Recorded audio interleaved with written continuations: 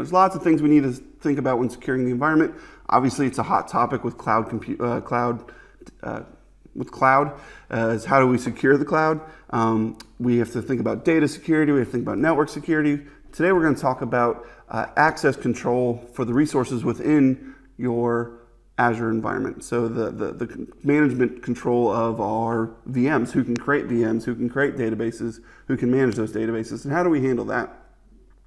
And what I recommend for clients is to have at least a very basic understanding of these three components that I'm about to talk about before you jump in. So you have an idea of what is available to you as you're building out your strategy. Maybe you're starting with a POC, but we want to make sure we're putting things in the right place so that we don't end up with a mess down the road that we have to clean up. So let's talk about kind of what the details around this are.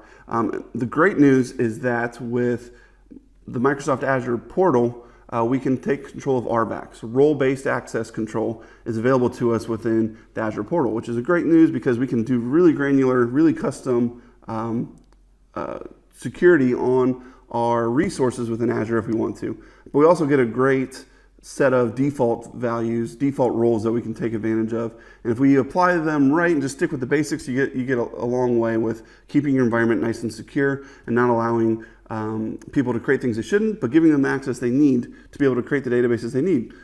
So the way these pieces break down within Azure is there's a hierarchy there. So we're going to use a piece of Azure called Azure Active Directory. This is where we're going to store our users and groups. These are the resources. These are our users that are going to try and access our resources. And within a subscription can tie to only one Azure Active Directory. Now, one Active Directory can be tied to multiple subscriptions.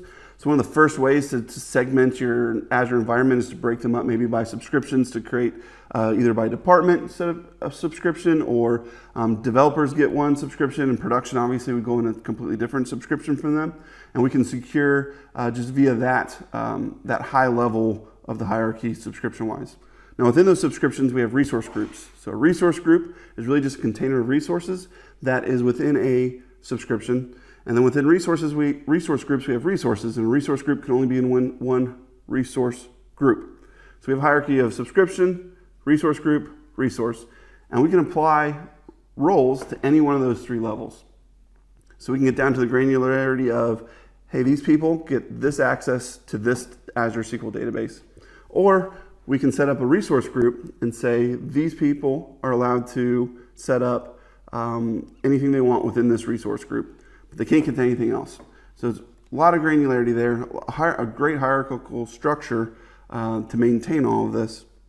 And then we can also do some reporting on all of it too, is who got what access when. There's a log that runs to maintain what roles were applied where.